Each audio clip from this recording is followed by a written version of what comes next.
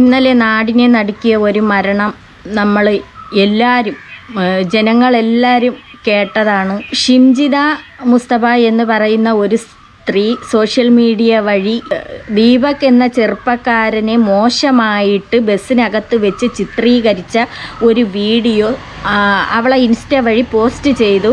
2-3 video post ചെയ്തതിൻ്റെ പേരിൽ, അത്രയ്ക്ക് മോശമായിട്ടുള്ള രീതിക്ക് പോസ്റ്റ് ചെയ്തതിൻ്റെ പേരിൽ ആ മനുഷ്യൻ ഒരു നല്ല മനുഷ്യനായതുകൊണ്ട് ഇതൊന്നും കേൾക്കാനും കാണാനും ഒന്നിനും പറ്റാത്ത ഒരവസ്ഥ ജനങ്ങളുടെ മുന്നിൽ ഇനി എങ്ങനെ തല ഉയർത്തി നടക്കും, ഇനി ഞാൻ എങ്ങനെ എൻ്റെ ജീവിതം മുന്നോട്ട് പോകും എന്നുള്ള ഒരു ഇതുകൊണ്ട് ആ മനുഷ്യൻ ആത്മഹത്യ ചെയ്തു. ഈ സ്ത്രീ വിചാരിച്ചപ്പോൾ ആ മനുഷ്യനെ മരണത്തിലേക്ക് ഇട്ടുകൊടുത്തു. ഈ പെണ്ണും പിള്ളേരെ വീഡിയോ ഞാൻ ഇതിൽ കൊടുക്കുകയാണ്. അനുഭവമാണ് സമൂഹ മാധ്യമങ്ങളിലൂടെ പങ്കുവെച്ചത്. എന്തായിരുന്നു സംഭവം? നിങ്ങൾക്ക് ആ ബസ്സിലുണ്ടായ അനുഭവം എന്താണെന്ന് പറയാം. ഞാൻ പയ്യന്നൂർ റെയിൽവേ സ്റ്റേഷനിൽ പയ്യന്നൂർ ബസ് സ്റ്റാൻഡിലേക്കുള്ള ബസ്സിലായിരുന്നു. അത് നല്ല രസമായിരുന്നു ബസ്. അപ്പൊ ഞാനിങ്ങനെ നിൽക്കുന്ന സമയത്ത് എവള് വന്നിട്ട് ഈ മനുഷ്യൻ നേരെ സ്ട്രൈറ്റ് ആണ് നിൽക്കണത്. അതും അയാളെ കയ്യിൽ ഒരു 10-40 കിലോ വെയിറ്റ് ബാഗ് ടെക്സ്റ്റൈൽസിൽ അതിന് വേണ്ടിയിട്ടുള്ള തുണികളുമായിട്ട് പോവേണ്. അപ്പോൾ ആ ഇത്രയും വെയിറ്റും താങ്ങിക്കൊണ്ട് ഈ മനുഷ്യൻ ഇങ്ങനെ നിൽക്കുന്നുണ്ട്. ഒരു കൈ കൊണ്ട് കമ്പിയിലും പിടിച്ചിട്ടുണ്ട്. അപ്പം ഇങ്ങനെ വെയിറ്റ് ഇങ്ങനെ താങ്ങിക്കൊണ്ട് നിൽക്കുമ്പോൾ അതിൻ്റെ ബാക്കിലുമാണ് ഇയാളെ ഒട്ടിയാണ് വന്ന് ഈ സ്ത്രീ നിൽക്കുന്നത്. അപ്പം ഇയാളെ കയ്യിൽ ചേർന്ന് ഇവളെ ശരീരം കൊണ്ടുവച്ച് ഉരയ്ക്കണതാണ് നമുക്ക് കാണാൻ കഴിയണത്. നോക്കിക്കോളൂ. മുഖവും ബിഹേവിയറും ഒക്കെ കണ്ടപ്പോൾ എനിക്ക് മനസ്സിലായി ഭയങ്കര ഡിസ്കംഫർട്ട് ആയിട്ടാണ് നിൽക്കുന്നത് എന്നുള്ളത്. അയാൾ അങ്ങനെ ഒട്ടി പിടിച്ചുകൊണ്ടാണ് നിൽക്കുന്നത്. നമുക്ക് മനസ്സിലാവും കാണുമ്പോൾ തന്നെ. അപ്പം ഞാൻ ഒന്നും ചോദിച്ചില്ല. ഞാൻ ഫോണിൽ വീഡിയോ ഓൺ ചെയ്തിട്ട് ഇങ്ങനെ പിടിച്ചു. അയാൾ കാണുന്ന പോലെ തന്നെ സെൽഫി വീഡിയോ ഓൺ ചെയ്ത് പിടിച്ചു. അയാൾ ഒന്ന് ശ്രദ്ധിക്കണമല്ല. അയാളെ ജീവിതം ഇനി എങ്ങനെയാണ് മുന്നോട്ട് പോണ? പ്രായമായ അമ്മയും അച്ഛനും അയാളെ കുടുംബ പ്രശ്നങ്ങൾ അയാൾ ചിന്തിച്ചുകൊണ്ടാണ് നിൽക്കുന്നത്. നമുക്കറിഞ്ഞൂടെ? ഓരോരുത്തരെ അവസ്ഥ അറിയാമല്ലോ. ഓരോരുത്തർക്ക് ഇനി എവളെ ഇത് പൊക്കി പിടിച്ച് ഇങ്ങനെ ഉണ്ടാക്കണ എന്നാണ് നോക്കിക്കൊണ്ടിരിക്കണ. എവളെ തൊട്ട് ഫ്രണ്ടിൽ ഒരു സ്ത്രീ ഇരിപ്പുണ്ട്. എവളെ ചേർന്ന് എവളിങ്ങനെ പിടിക്കണതിൻ്റെ ഇടയ്ക്ക് അതിൻ്റെ അപ്പുറത്തോട്ടാണ് നിൽക്കണത്. അവൾ സുഖമായിട്ട് ഇങ്ങനെ നിന്ന് കൊടുക്കോ ഒരു മനുഷ്യന്റെ ശരീരത്തിൽ ഉരയ്ക്കാനായിട്ട്? അയാളത് നോക്കുന്നുണ്ടായിരുന്നു. അത് കണ്ടു അയാൾ. ഞാൻ കുറെ നേരം ആ ഫോൺ അങ്ങനെ തന്നെ പിടിച്ചിട്ടുണ്ടായിരുന്നു. ആദ്യം ഞാൻ റെക്കോർഡ് ചെയ്തിട്ടില്ല, പിന്നെ റെക്കോർഡ് ചെയ്തുകൊണ്ട് പിടിച്ചു. അയാളത് കണ്ട സമയത്ത് അയാൾ ഭയങ്കര കൂളായിട്ടാണ്, ഒന്നും ചെയ്തില്ല, അങ്ങനെ നിന്നു. അത് കഴിഞ്ഞ് കുറച്ച് കഴിഞ്ഞപ്പോൾ പിന്നെ കുറച്ച് തിരക്കൊക്കെ കഴിഞ്ഞു. പെട്ടെന്ന് ബസ് സ്റ്റാൻഡിൽ എത്തിയിട്ടുണ്ട്. ബസ് സ്റ്റാൻഡിൽ എത്തിയപ്പോൾ ഞാൻ പിന്നെയും വീഡിയോ ഓൺ ചെയ്തോണ്ടിരുന്നു. കാരണം അയാൾ തൊട്ടി ഉറുമ്പി നിൽക്കാനാണ് ശ്രമിച്ചുകൊണ്ടിരിക്കുന്നത്. ബസ് അവിടെ സ്റ്റോപ്പിൽ നിർത്തിയപ്പോൾ ഈ ദീപക്കിന് അവിടെ ഇറങ്ങണം. പാവം അയാൾ ഇറങ്ങാനായിട്ട് പോകുന്നു ഈ ലഗേജും കൊണ്ട്. അപ്പോൾ വീഡിയോ ഓൺ ചെയ്ത് വെച്ചു. ആ സമയത്ത് പിന്നെ ഇറങ്ങുന്ന സമയത്ത് അയാളുടെ പുറകിലും ഞാനുണ്ടായിരുന്നത്. അപ്പം നീ പുറകിലല്ലല്ലോ, ഇറങ്ങണ സമയത്തല്ല, അതിന് മുമ്പേ അയാളെ കൊണ്ടിട്ട് ഒരക്കെയാണെന്നല്ല സ്ത്രീയെ. അയാളെ കൈ ടച്ച് ചെയ്തുകൊണ്ടിരിക്കുന്നത് കറക്റ്റ് വീഡിയോയിൽ വ്യക്തമായിട്ട് കാണാം. കൈ ടച്ച് ചെയ്തുകൊണ്ടിരിക്കണെന്ന്. ആ ബാഗ്, വെയിറ്റുള്ള ബാഗ് ഇങ്ങനെ പിടിച്ചോണ്ട് നിൽക്കുകയാണ്. നല്ല വെയിറ്റുള്ള ബാഗാണ്. ആ കൂട്ടുകാരൻ പറയുന്നുണ്ട് ഇത്രയും ലഗേജ് 10-40 കിലോ തുണി അതിനകത്ത് കിടക്കുകയാണ്, ആ ബാഗിനകത്ത്. ആ ബാഗും പിടിച്ചോണ്ടാണ് നിൽക്കണത് ഇയാള്. അപ്പോഴിങ്ങനെ കൈ ഇങ്ങനെയാണ് ഇരിക്കണത്. അപ്പൊ ഇവള് കൊണ്ടുവച്ച് തട്ടിക്കൊടുക്കുകയാണ് ചെയ്യണത്. എടി ഇതൊരു അങ്ങനെ ചെയ്തു. അപ്പൊ അത് ഒരു പ്രാവശ്യം റിപ്പീറ്റ് ചെയ്ത് ഞാൻ മാറി നിന്നു. പിന്നെയും അയാളത് ചെയ്തു. ഇങ്ങനെ വീഡിയോയിൽ ഇങ്ങനെ എടി നീ ഒരു കാറ് വിളിച്ചു നീ പോവാത്തെന്തടി? നീ എന്തിനടി ഈ ബസ്സിൽ വന്ന് കയറിയത്? നീ ഒരു വണ്ടി വിളിച്ച് പോകണമായിരുന്നു. നിനക്കെന്ത് വണ്ടി ഇല്ലായിരുന്ന? നീ അതിൽ പോകണമായിരുന്നു. നീ എന്തിനീ ഈ ബസ്സിൽ വന്ന് കയറി? ബസ്സാകുമ്പോൾ തട്ടയും മുട്ടയൊക്കെ ചെയ്യും. ഓ, നിന്റെ സൗകര്യത്തിന് നീ എന്താ രാജകുമാരിയാ? ഞാൻ എന്താ ചേട്ടാ ഉദ്ദേശം എന്ന് ചോദിച്ചു. അപ്പോഴേക്ക് അയാൾ ഇറങ്ങി ഓടി എന്ന് പറയാൻ പറ്റില്ല, സ്പീഡിൽ അങ്ങ് നടന്നു. അപ്പൊ എന്റെ പുറകിലുണ്ടായിരുന്ന വേറെ ചേട്ടൻ ചോദിച്ചു എന്താ ചേട്ടാ ഉദ്ദേശമെന്ന് ചോദിച്ചെന്ന്.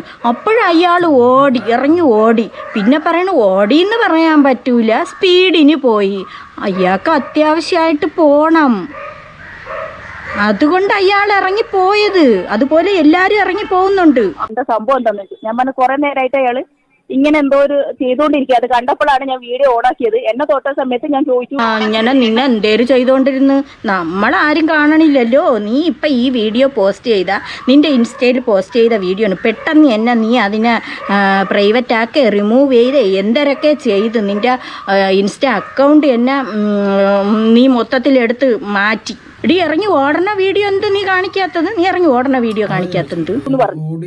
പക്ഷെ അയാള് പെട്ടെന്ന് ഇറങ്ങി നേരെ അങ്ങ് നടന്നു കളഞ്ഞു. പിന്നെ ഞാൻ അയാളെ പുറകെ ഒന്നും പോയില്ല. രണ്ട് വീഡിയോ ഉണ്ടായിരുന്നു. അത് രണ്ടും കൂടെ ചെറിയ ഷോർട്ട് ആക്കിയിട്ട് എഡിറ്റ് ചെയ്തിട്ട് സൊസൈറ്റിയിൽ ഇനി നിങ്ങൾ പറയൂന്ന് പറഞ്ഞിട്ട് ഒരു വീഡിയോ പോസ്റ്റ്. സൊസൈറ്റിയിൽ എടുത്ത് പോസ്റ്റ് ചെയ്യണോ? നിന്റെ ഇതിൽ നീ അങ്ങനെയാണോ ചെയ്യാനുള്ളത്? നീ ആരടുത്തെങ്കിലും ചോദിക്കാത്തത്? നീ പോസ്റ്റ് ചെയ്യണതിന് മുമ്പ് നീ ആരടുത്തെങ്കിലും ചോദിക്കണ്ടായിരുന്ന? അല്ലെങ്കിൽ നിനക്ക് അങ്ങനെയുള്ളൊരു ബുദ്ധിമുട്ട് വന്നെങ്കിൽ അവിടെ പോലീസ് സ്റ്റേഷനുണ്ടല്ലോ. അപ്പോൾ ആ പോലീസ് സ്റ്റേഷനിൽ പോയിട്ട് കംപ്ലൈൻറ്റ് കൊടുക്കാം. എന്നിട്ട് നീ ഈ വീഡിയോ കാണിച്ചു കൊടുക്കാത്ത എന്താ സ്റ്റേഷനിൽ? അപ്പോഴും നിനക്ക് മനസ്സിലായി അത് കാണിച്ചു കൊടുത്താൽ നിൻ്റെ പേരിൽ കള്ളത്തരം, നീയാണ് കള്ളത്തരം കാണിച്ചത്, അത് പോലീസ് പിടിക്കുമെന്നുള്ളത് നിനക്ക് മനസ്സിലായി. പിന്നെ അവിടെ നിൽക്കുന്ന ആ ബസ്സിനകത്തുള്ള ജനങ്ങളെ നീ കാണിച്ചു കൊടുക്കാത്തത്? അത് നീ കാണിച്ചു കൊടുത്തില്ലല്ലോ. അപ്പം നിൻ്റെ ചാനൽ വളർത്താൻ വേണ്ടിയിട്ട് നിൻ്റെ ഇൻസ്റ്റയിൽ വ്യൂസിന് വേണ്ടിയിട്ട് റീച്ചിന് വേണ്ടിയിട്ട് നീ ഈ കാണിച്ച പോക്കറി തരണമെന്നുള്ളത് അരിയാഹാരം കഴിക്കുന്ന എല്ലാ മനുഷ്യർക്കും അറിയാം. ചെയ്യാണ്ടായത് വീഡിയോ നിങ്ങൾ പോസ്റ്റ് ചെയ്ത ശേഷം അതിന്റെ പലതരം വിമർശനങ്ങളൊക്കെ വന്നു. അതായത് നിങ്ങൾ ആ വീഡിയോ ബോധപൂർവ്വം ചിത്രീകരിച്ചതാണ്, ഒരു കണ്ടന്റ് എന്ന അർത്ഥത്തിൽ എന്ന രീതിയിലുള്ള വിമർശനമൊക്കെ വന്നു. ആ ബസ് ജീവനക്കാരെ അറിയിക്കുക അല്ലെങ്കിൽ നിങ്ങൾ പോലീസിലേക്ക് ആ വിവരം കൊണ്ടുപോകാൻ ശ്രമിക്കുക, അങ്ങനെയൊന്നും ഉണ്ടായില്ല അല്ലേ? ഞാനത് കഴിഞ്ഞ ഉടനെ ബസ്സിൽ നിന്ന് ഇറങ്ങിയതിന് ശേഷം വടകര പോലീസ് സ്റ്റേഷനിലുള്ള എനിക്ക് പരിചയമുള്ള പോലീസുണ്ട്, അവരെ വിളിച്ചു. കള്ളത്തരം വടകര പോലീസ് അങ്ങനെ വിളിച്ചിട്ടേ ഇല്ല എന്നുള്ളതാണ് അറിയിച്ചിരിക്കുന്നത് എന്നാണ് നമ്മൾ അറിഞ്ഞത്. ഇവൾ എങ്ങും ഒരു പോലീസിനെയും വിളിച്ചിട്ടില്ല, ഇവൾ ആരെടുത്തും പറഞ്ഞതുമില്ല.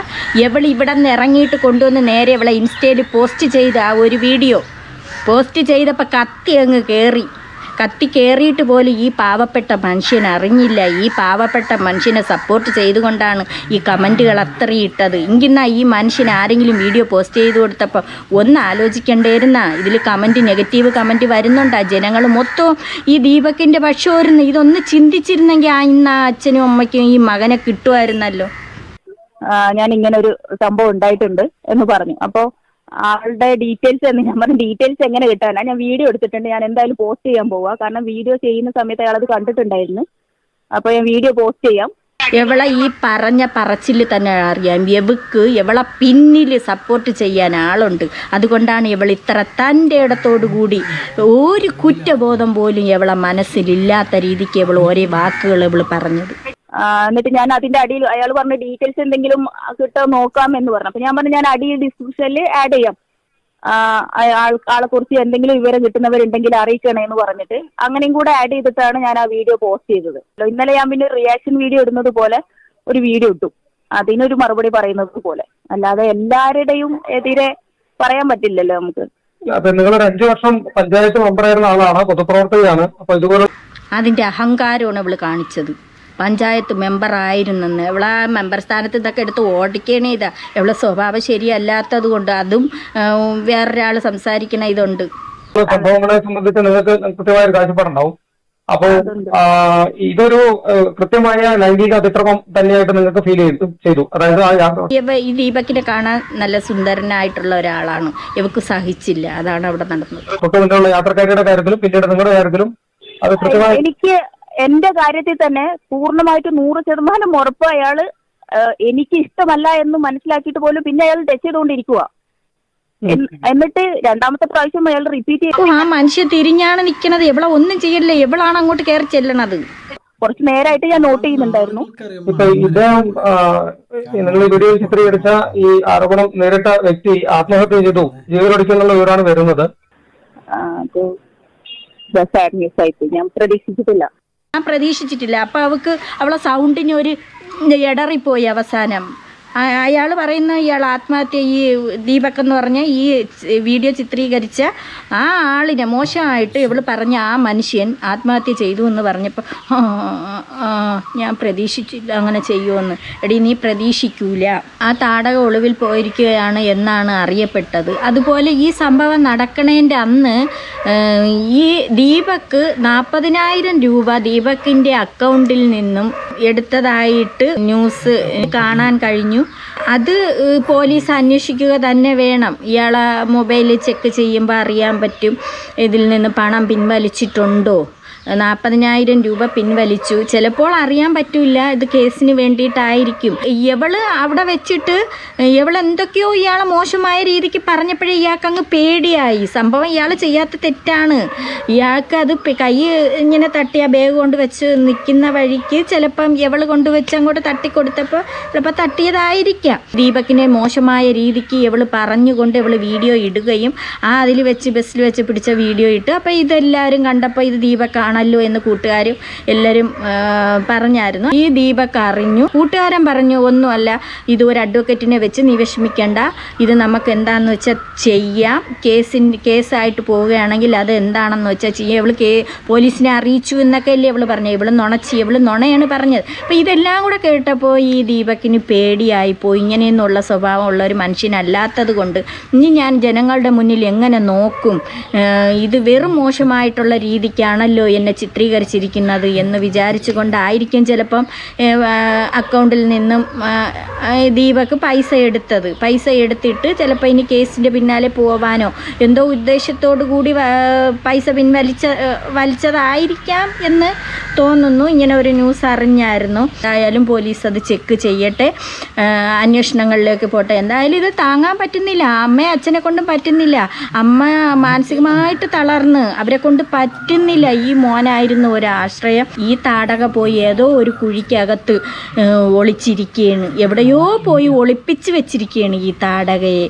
എത്രയും പെട്ടെന്ന് അറസ്റ്റ് ചെയ്യുക. അതുപോലെ പോലീസ് ഇന്നലെ എങ്ങാണ്ടാണ് അവർ ആ വീട്ടിൽ വന്ന് അന്വേഷണം നടത്തി. ഇന്നലെ രാവിലെ ഈ കേസിൻ്റെ അവർ പരാതി കൊടുത്തു. ആ അമ്മയെ എല്ലാവരും പറഞ്ഞ് അവരെയൊക്കെ തെളിവെടുപ്പ് നടത്തി. എങ്കിലും ഇത് അന്വേഷിച്ച് ഈ സംഭവം നടന്ന് ഇത് ഇത്രയും വൈറലായിട്ട് പോലും വന്നവരെ വീട്ടിൽ വന്ന് ഒന്ന് അന്വേഷിക്കുകയോ ആരും വന്നിട്ടില്ല. അതിൻ്റെ ഒരു ഊർജിതം കാണിച്ചുകൊണ്ട് കേസ് മുന്നോട്ട് പോവാത്ത രീതിക്കാണ് അവിടെ അവരെ ബന്ധുക്കാരൊക്കെ പ്രതികരിക്കുന്നതായിട്ട് കണ്ടത്. പോലീസിൻ്റെ അടുത്ത് തട്ടിക്കയറുന്നതായിട്ടൊക്കെ കണ്ടായിരുന്നു. ഇത് പുരുഷന്മാർക്ക് നീതി വേണം. സ്ത്രീകൾ ഇങ്ങനെ ഓരോന്നും ബസ്സിനകത്ത് ഇങ്ങനെ കാണിച്ച് കൂട്ടുന്നത് കൊണ്ട് ഇനിയിപ്പോൾ ഉള്ളതാണ് ബസ്സിനകത്ത്, ഇനി സംഭവിച്ചാൽ തന്നെയും ഇത് കള്ളമായിട്ടുള്ള രീതിക്ക് ഇനി ജനങ്ങൾ എടുക്കുള്ളൂ. അതുകൊണ്ട് ഈ സ്ത്രീ പറഞ്ഞത് കള്ളത്തരമാണ്. എല്ലാം നിങ്ങൾ കള്ളത്തരമായിട്ട് വിചാരിക്കരുത്. അങ്ങനെ നടക്കുന്ന സംഭവങ്ങളും കാണും. എന്നാലും പുരുഷന്മാർക്കും കൂടെ നീതി വേണം. അവരെ വെറുതെ ആവശ്യമില്ലാത്ത രീതിക്ക് നല്ല മനുഷ്യന്മാരെ എന്തിനാണ് ഇങ്ങനെ ഇട്ട് കുരുക്കി ഇല്ലാ കഥ പറഞ്ഞ്. ഇതിപ്പോൾ കള്ളക്കഥയുടെ പേരിലാണല്ലോ ദീപക് ആത്മഹത്യ ചെയ്ത്. ഇവള് കള്ളത്തരമാണ് ഫുള്ള് പറഞ്ഞിരിക്കണത്. ഇവള് നാട് വിട്ട് എവിടെയോ ഒളിവിൽ പോയെന്നാണ് അറിയണത്. ലുക്കൗട്ട് നോട്ടീസൊക്കെ പുറത്ത് വിടാൻ പോകുന്നു എന്നൊക്കെയാണ് പറയുന്നത്. ആയാലും ഈ അമ്മയ്ക്കും അച്ഛനും ഈ മകനെ നഷ്ടപ്പെട്ടു. ഇനി ആർക്കും ഇങ്ങനൊന്നും സംഭവിക്കാതിരിക്കട്ടെ. നിങ്ങൾക്ക് അത്രയ്ക്ക് മോശമായ രീതിക്ക് ഇങ്ങനെ സംഭവിച്ചാൽ മാത്രം നിങ്ങൾ വീഡിയോ എടുക്കാൻ ശ്രമിക്കുക. എടുത്തതിന് ശേഷം ഒന്നുകിൽ നിങ്ങൾ പോലീസിനെ അറിയിക്കുകയോ അല്ലെങ്കിൽ ആ ആളിനോട് പ്രതികരിക്കുകയോ. പിന്നെ ഒരു കേസൊക്കെ ആയി പോകുമ്പോഴത്തേക്ക് അതിൻ്റെ തെളിവ് ചോദിക്കും. എന്നാൽ ഈ മനുഷ്യൻ ഒന്നും ചെയ്തില്ല, വെറും പാവപ്പെട്ട ഒരു മനുഷ്യനായിരുന്നു. ഇയാൾ ഒന്നും ചെയ്യാതെ നിന്ന ഇയാളെ തെറ്റ് ചെയ്തു എന്ന് പറഞ്ഞുകൊണ്ടാണ് ഈ സ്ത്രീ ഇയാളെ കൊലയ്ക്ക് കൊടുത്തത്. അവൾ തന്നെയാണ് അവനെ ഇല്ലാതാക്കിയത്. അതുകൊണ്ട് ഇവളെ എത്രയും പെട്ടെന്ന് ഇവളെ അറസ്റ്റ് ചെയ്ത് ജയിലിൽ അടയ്ക്കേണ്ടതാണ്.